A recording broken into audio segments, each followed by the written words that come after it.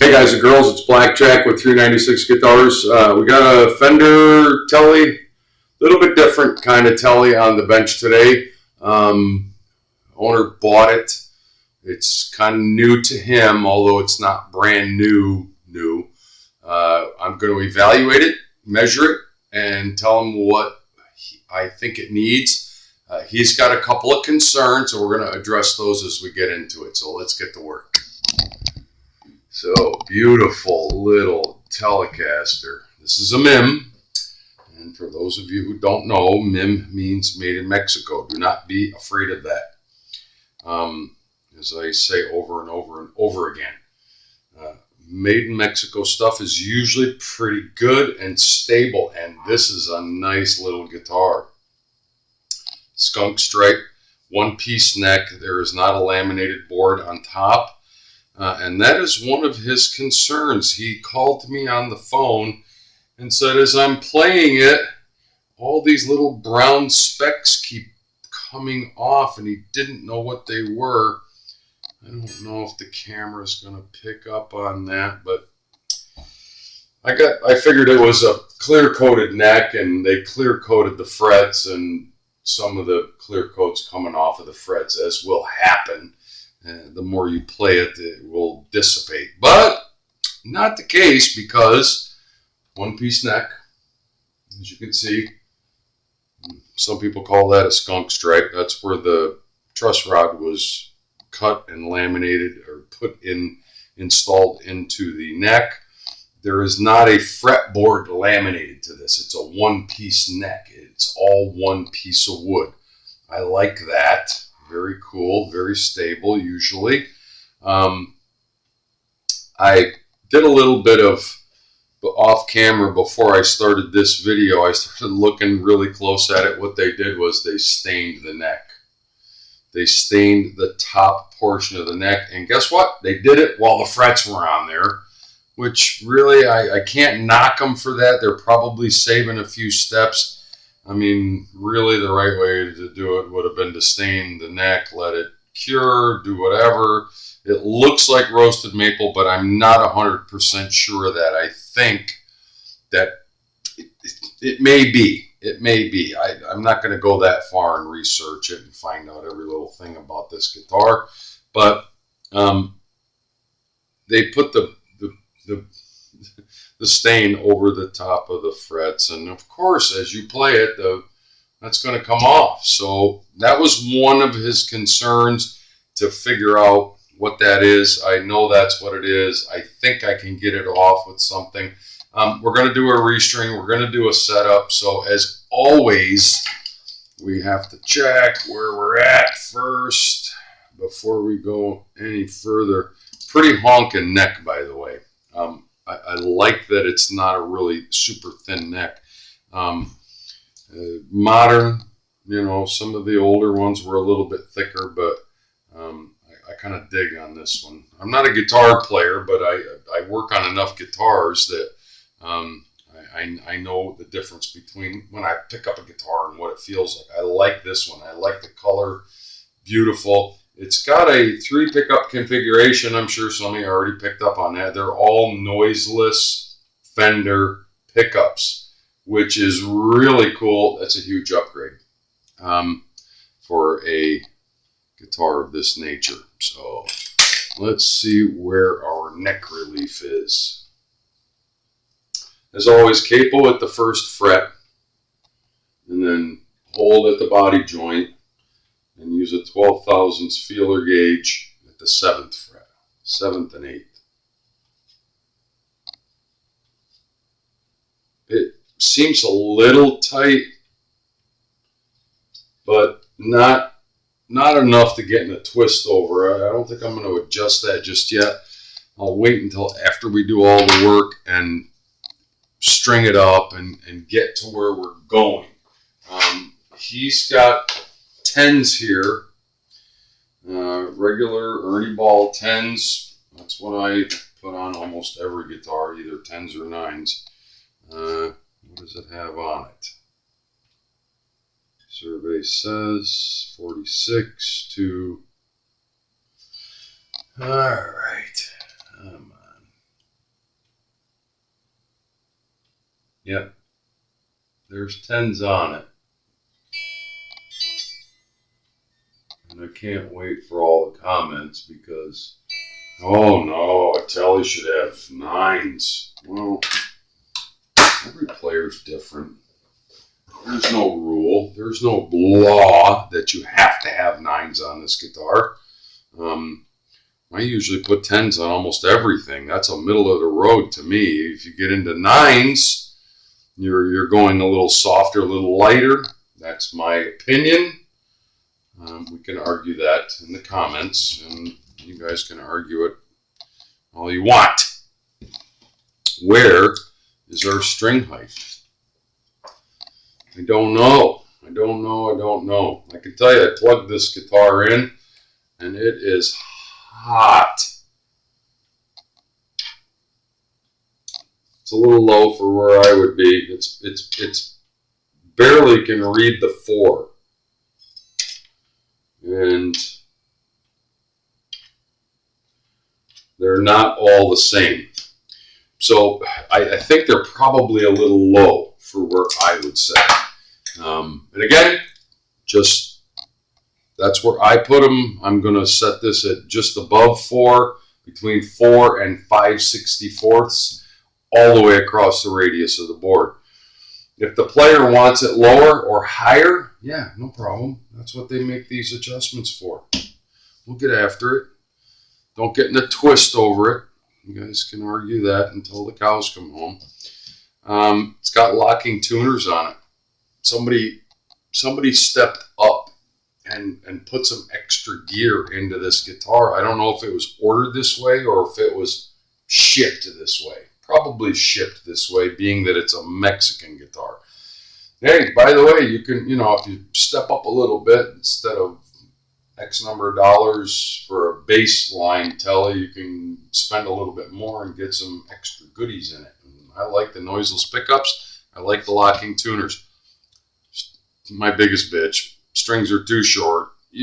They're locking tuners, but you still want one wrap around each one of these. Just because that's the way your Uncle Blackjack does it. So we know the neck relief is pretty good. We're going to rip these strings off. Just so you guys know, I do check out the electronics on every guitar.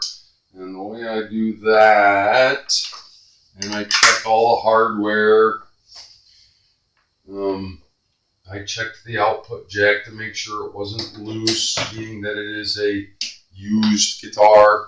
You can hear this one makes noise, but the way I do it is to make sure that the switch is wired and everything in there. I haven't pulled that out, and I'm not going to, because it seems like it's doing exactly what it's supposed to.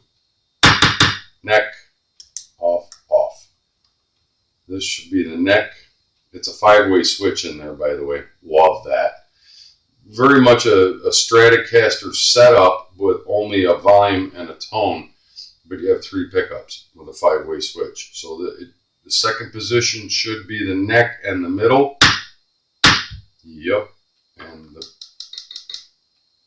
bridge should be off. Middle position should be only the center pickup. Yep. The 4th position should be middle and bridge. It is. And the last position should only be the bridge pickup. Yeah. And the tone is pretty good too. I checked that off camera on every position. Everything in this guitar seems really, really dead on. I think it's going to be a keeper. This particular customer tends to buy guitars, play with them a little bit, and then get rid of them for whatever reason. I think this is one of the best ones he's brought me so far. I've had other guitars of his on the bench. Some of them were meh. Some of them were really good, and this one I think is going to be a keeper.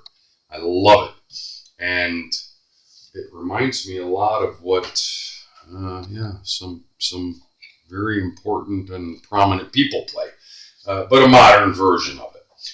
Let's destring it and get to, at least in this video, to find out if I can get the stain off of the frets.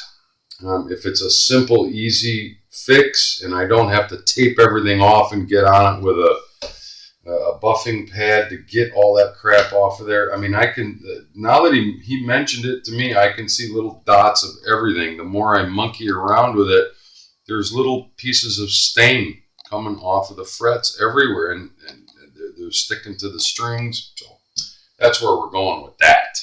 We're going to see if we can start up here, and we're going to find one that's got a lot of it on there and see what happens. These strings are going bye-bye, so we're going to take them all off.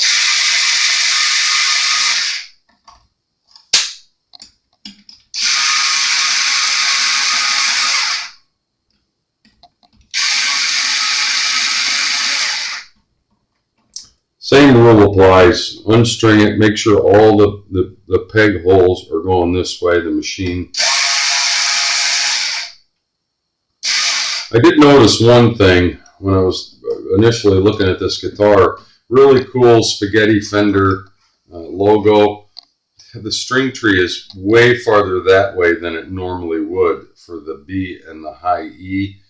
Normally I would have it back here somewhere, but the logo is in the way, and the logo is actually, it's tall. Even with the under the clear coat, you can still feel it. And the Telecaster, very nice little finish work. I mean, I'm digging on this guitar, but as long as we don't get any buzzing from lack of break angle over the nut on the high E and the B, we'll be all right.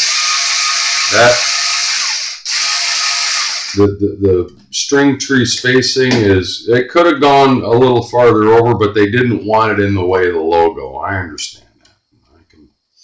I can live with that. I'm not going to get in a twist over it.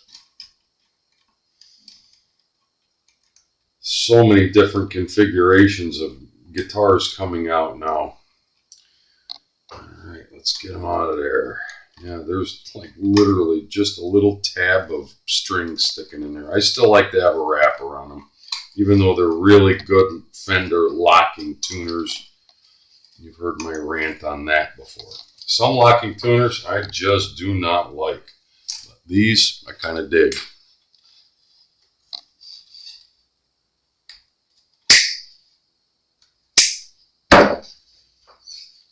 Strings go bye-bye. I know this guitar probably did not come with 10s on it when it was new, so somebody strung it up with what they liked and had it set up, because the neck relief didn't seem that bad. But of course, I'm going to check that again and again and again. This guitar will not go back to the customer until tomorrow or the day after. So let's get a really good look at this fret issue. Oh yeah, I can see it. Now that the strings are out of the way. Oh yeah, it's peeling right off. Look at that.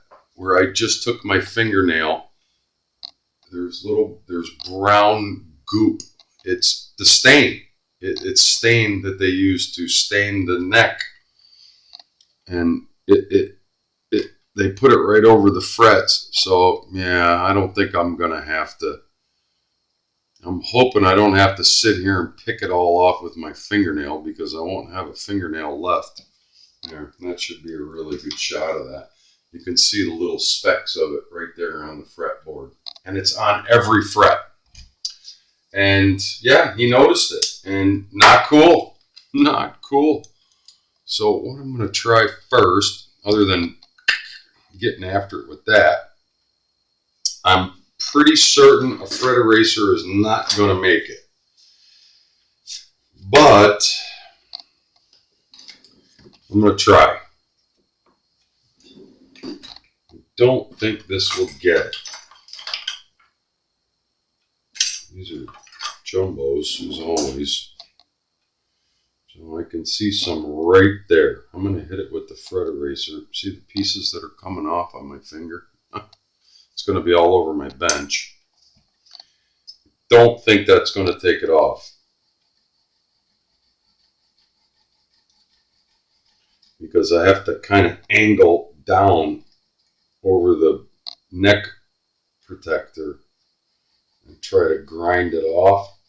And I can already see that it's having very little effect on it. So I kind of knew that was going to happen. Let's take another close look at it. I'm sorry if we keep getting out of the film, but no, it actually took some more of it off, but I think we're going to have to get a little more aggressive with it. Or just tell them ignore it until it dries up and comes off, because that stain will not stick to the metal. It absorbs into the wood and colors the wood, but it won't stick to that metal forever. But it could be a long time of playing before it all comes off. Let's try one other thing.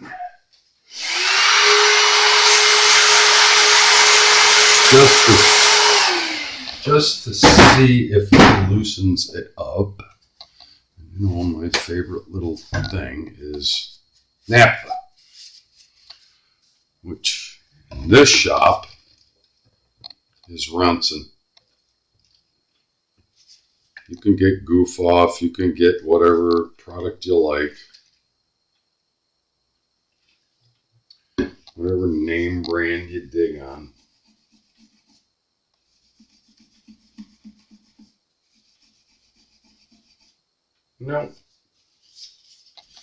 No, it's gonna have to be manually removed. A little piece of character in the wood. There. I like the wood grain in this, but we're just gonna have to get after it. It did loosen it. Oh well, that's something. It loosened it, and the rest of it popped right off. But there's 20 of them, and they all have it. A little bit of elbow grease, loosen it, and then get after it probably with a plastic razor blade. That did loosen it. I am surprised. Oh yeah, loosened it right up, and then all I did was touch it. And it appears as though it's only on the headstock side of each fret. Let me make sure. Yep. It's only on the headstock side of each fret. So it's only on the north side of the fret. Here, here. Not on this side, on this side. Interesting. Hey, if you guys have any comments about that, I've never seen that. It might be something new, some new process that they're doing. But I digress. Okay, so a little bit of naphtha, loosened it, and then click, it popped right off. So I think that's the process we're going to use to get the rest of it off. Yeah, much of it is just flaking right off. A couple of months of playing it, probably all would have disappeared, but we're going to deal with it for him. We're going to loosen it first with a little bit of lighter fluid, and then get in there and use the fret eraser on it, and I think it'll drive it right off. So excellent. I like that. So after that process is done, we will do a second video. I checked the other measurements. String height was all over the place. Below 4 on the low E, above 4 on the A, and then up and down all the way across the fretboard. So that's all setup stuff. Neck pickup, middle, and bridge, they need to be adjusted. But again, that's all setup stuff. So we're going to get to that. Today was just to introduce you to the guitar, de-string it, talk about the stain on the frets. You never know. You never know what you're going to see. I just peeled some more of it off with my other fingernail. Golly. Everything else is cool on this guitar. We're going to call that a short video and done on this one because it's going to take me a long time to get that stain off of all of the frets. And remember, it's only on the headstock side of the frets. So I got to go through, get all that done, and we're going to come back and do a second video of the setup on this guitar and playing it. It's Blackjack with 396 Guitars. Thanks so much for your support. If you dig what I'm doing, like and subscribe. And say goodnight, Irene.